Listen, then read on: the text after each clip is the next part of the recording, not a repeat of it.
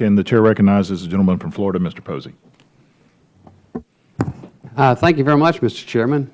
At the usual risk of being vilified as anti-science for any desire whatsoever to have some accountability and some transparency and be a little bit of a watchdog over taxpayers' money, I think it's appalling to many of us that so many employees of the agencies obviously look at the federal budget and taxpayers' money as some kind of big piñata.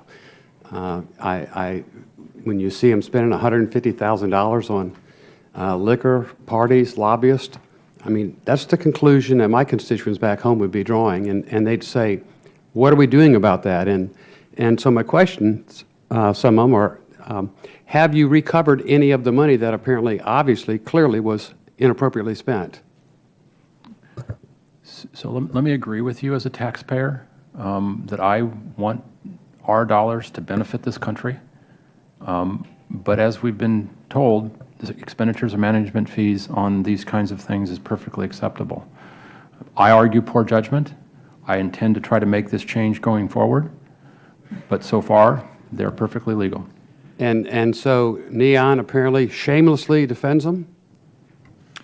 As I've said in my testimony, the individuals involved in making these decisions, we could have used better judgment.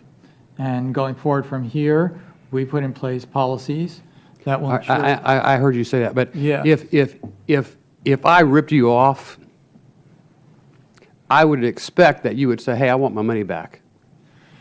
And I think you've ripped off the National Science Foundation, and I think the honorable thing to do would say, hey, we're going to give you your money back.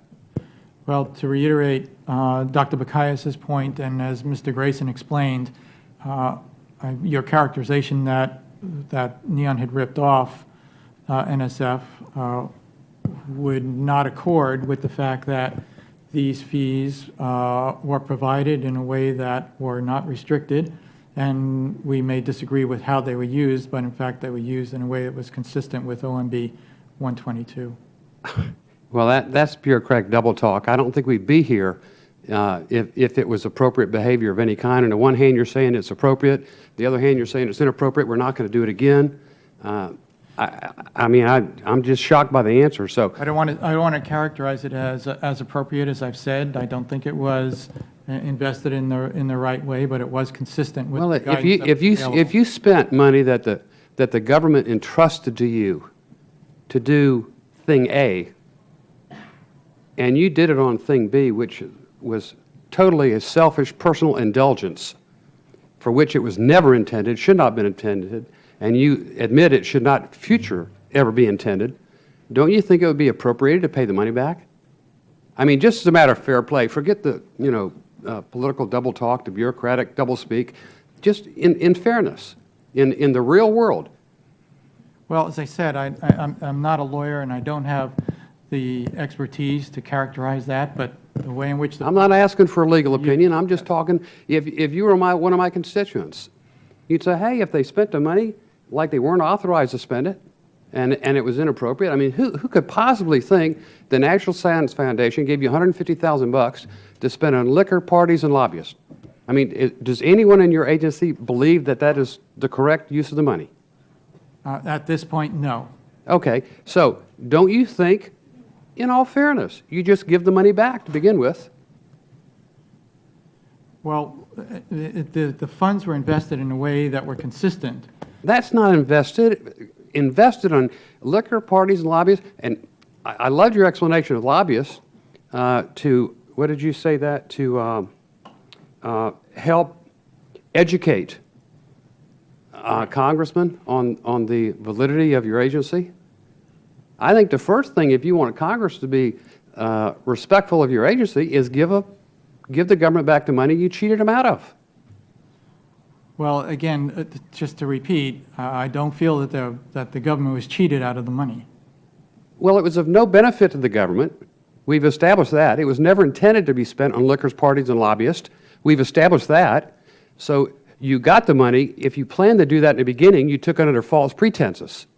If you otherwise, it was just a matter of deception and misuse of money, of taxpayers' money that was entrusted to you to do public good. It would be important to stick with the distinction that Mr. Grayson has made and Ms. Manuel has made in terms of the way in which the fees, management fees, can be used as opposed to appropriated funds. And the management fees came without specific stipulation. Now, going forward, we have put very clear stipulation on the way in which those funds can be used that are absolutely consistent with the spirit that you're trying to bring forth here. And I agree with the spirit that you're bringing forth here. Well, you don't agree with the spirit I'm bringing forth because you don't advocate repaying the government for the money.